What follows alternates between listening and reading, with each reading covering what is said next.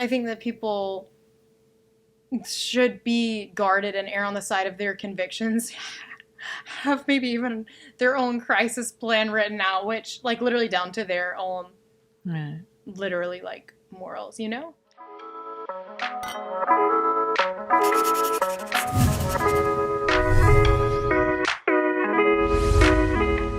So what would that look like? What would your list?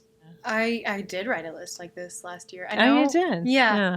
And on that list, so last year, I did have a legitimate mental crisis, if you want to call it that. This year, it's just natural stress, right? But it's nothing that's breaking me to the depths of my soul. Last year, however, was completely different. And I had a moment of sanity before the insanity struck. And I thought, because I was getting ready to, well, I was actually getting ready to end a relationship that I needed to close off the chapter 2. And in my head, I thought, the last time this happened, I did not handle it very well. And I think, number one, people knowing their downfalls and having other people is key. So my list, gosh, I have it all on my phone. Actually, no, I don't. It's on my laptop. But I had everything from basic human survival. Like, literally, I had to eat 2 to 3 times a day with protein. I had drink water. I had stay in prayer. I started with literally physical and spiritual survival, like things that people need. Because when you're not thinking clearly and when you're in a low, you are not always thinking rationally. You're not going to just be thinking of all of these things that you would otherwise list out. At least for me, it's almost like my mind's a blur and I'm a complete and total pathetic recluse. So I had everything from that to, and then like towards the bottom of the list, after I, finished basic human survival and functioning as a decent human, I had things like to go and help somebody else. I think something else that is really key is to, and in getting your mind off of what you're dealing with, honestly, is doing something with people, whether it's helping somebody or letting people in on what, you're going through. I think that getting yourself out of your habitat, and you've said this before too, like changing your location is really... That's Genevieve Traversy. Oh, man. It's so important, though. I mean, you can do aimless, stupid things that just numb you and are not life-giving. And I think doing all of these things that would otherwise bring you, joy or a liberation of sorts, even when it doesn't feel that way, because it's not always going to feel warm and fuzzy, but... again, you can choose life or death. You can, for me, I mean, my choices were, okay, follow this list. And I told very few people. I mean, you were one of them who knew, like, all of the different circumstances that compiled in January/February. And then just, like, maybe 2 or 3 other people I told the whole blood, guts, and gore of it. But, for me, choosing life was these things and having people who knew... kind of what I needed as well. Because my downfalls would be, to drink my heart out, to probably aimlessly get on a dating app and talk to men just to feel chased and loved or something. Loved. Pursued. Pursued. And just things that would be completely life-sucking and take you right back to square one, Okay, but I'm curious for you, though, because when you were in the field...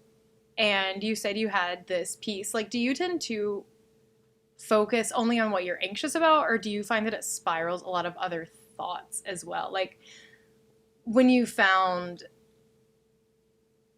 a release of sorts, did you feel like it was just were you just thinking about one particular thing, or do you find that your brain goes to, like, every other what if, or does it, like, take you to... I'm a little worried because my brain goes, I told you, I've talked to you about this fear of being prayerless, and I know I've talked about it in other ways, but I really am just, I'm doing functional things. I'm looking to see if the deer have corn. I'm looking if the birds have seed. I'm looking at the quality of grass. I'm actually watching the dog roll around, and so I'm literally looking like what this is going to sound gross, but what is this scat that is on the ground? Because I'm trying to identify, is this, because we've had coyotes. What Is this a pellet? deer? Yeah, exactly. Oh. So I'm out there and I'm looking at just the different views of the land. It's fascinating. Land is always fascinating to me because you can have land, but there's places you cannot have gone on it, and it's just fascinating. It doesn't matter how big it is. It's fascinating to me that you can see different views. And then my mind spiraled. It spiraled. It spiraled. It spiraled into it started going playful, which I thought was very interesting. So I all of a sudden went and looked at this hill, and I said, that would be a really fun hill to sled down. Oh. And so then I threw a child. Yes, and it was. Wins. And then I thought about my children when they were little, and I was like, why didn't I? And then, of course, I was beating myself up as a mother. Why didn't I sled with them more? What did I do? Why did I only make them homemade hot chocolate and whatever warm soups for them to play in and clean up after their clothes and whatnot? No, but then no, I really enjoy watching nature and seeing and for some reason that brings me great peace. So that's how you choose life. Yeah, I think that a lot of times instead of, I think I do go the obsessive thoughts, and then I think I break away, and I don't know if that's probably. How do you break away from yours? I change locations. So your walks. I do. And I looking get at out. owl pellets. And I don't think this was an owl. I think it was something else. So I do go. I do a task that is easily. This is so wild. An easy task. Well, of course, my driveway's a gazillion miles down, but I choose to walk to go get the trash can and roll it back. And I have this whole system down, but I feel like a mighty woman, because and yesterday, I collected firewood because it. Did you chop your own firewood? Yes, as in, with my teeth. No, well, you said you collected firewood. Do you have a stash, or do you? No, have I would like to say that I did the whole thing in a white T-shirt and things like that. No, I don't do that. I actually pick up the phone and call. Okay, I'm exposing and it's beautiful firewood. Or my farm guys come out, and when the tree goes down, we cut it. If it's good for burning, but I do. It's in a storage place, so I do pull it out and I do bring it up and put it in its storage bin up here. And there's something very, very, very.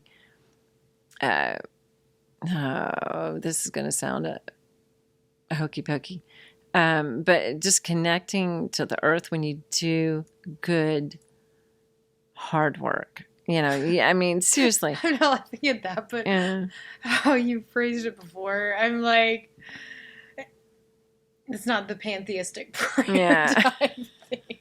No, it's not that. It's not that. It's just when you do something and you feel a strength, you feel like confidence. Because not only do I have to get the firewood, I have to go up these steps that are insanely large. They're like boulder steps. And so I carry the firewood up. I do that. And, carrying the deer corn bucket out is quite heavy after a while when you load it out and take it out there. So I do these things that are very hands-on that I can complete, task over, but they make me feel good and not exercised in the typical way. But there's something, you're breathing deeply, you're moving, you're doing something. And I think that's why you're getting out of just your walls and you're literally breaking the cycle, but doing something physical too. Yes, and all you're doing at this point is thinking, can I pick up one more piece of firewood and carry it up? So it becomes something that you can complete, and it's a small task, but there's not even a check mark to it. It just feels great. Do you There's find no other way.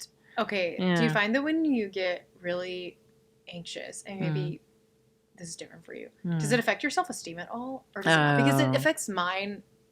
Do you shred yourself? Do you focus just on the exact thing that's causing you anxiety, or does it affect your I inner well-being? I think it. I mean, obviously, it affects my inner being because I'm on blood pressure medicine. Even though I fought real hard not to be on that. Yeah, no, I take it personally. I take anxiety and stress and depression to heart. I literally do. So do I think about them? I do, but and that can lead into either hyper alertness or hyper schizophrenia. Schizophrenia. Where I'm like I can't settle and I can't get anything done. Yeah. So yeah, I do that. But what about you? Oh yeah. I mean, I was curious for you because literally tonight at the studio, I looked in the mirror just to have a technique for my shoulders for the tango. And I looked at like my lower half and I was just like, oh, and I said something. I didn't say, oh wow, I feel really fat.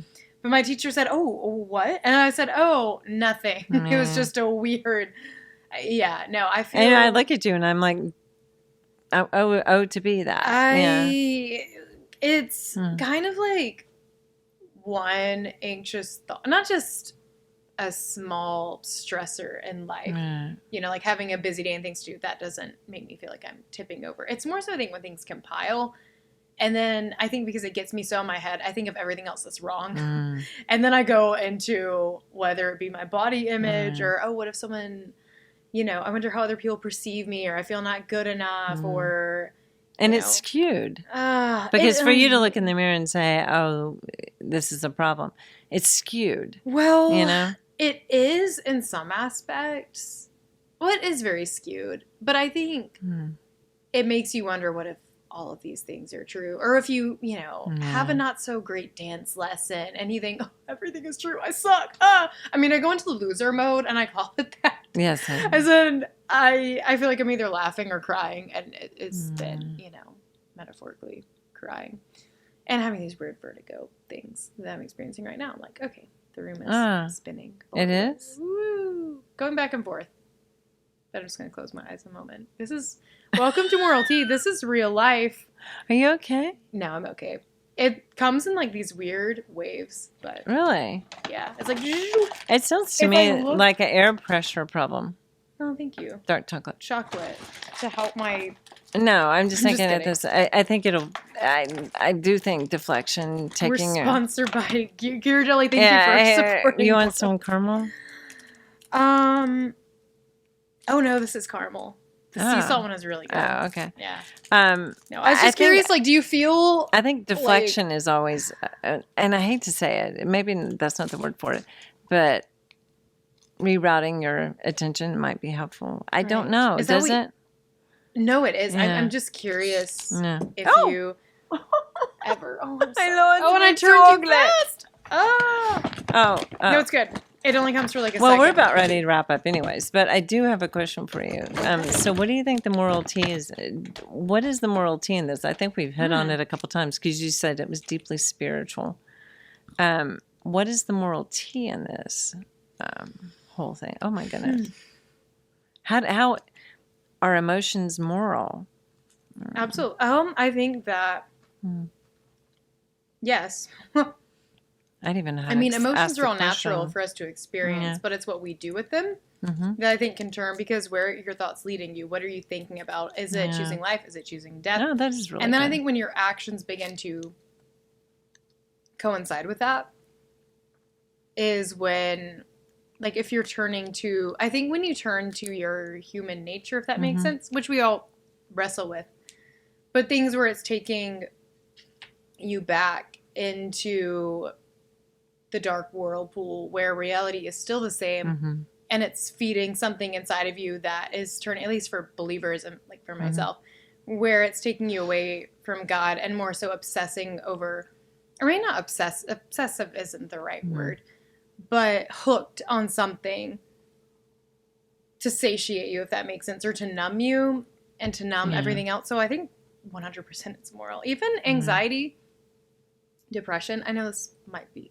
kind of an unpopular opinion, but I think our culture nowadays, we tend to also want to wallow, and I think it's really spiritually unhealthy. Yes. I think it's really important, just like we're talking, and we didn't talk even about our days until we powered on, all of this.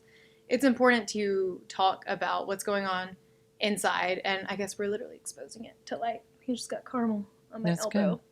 But I think that's what we do with it and how we choose to move forward that can make you or break you.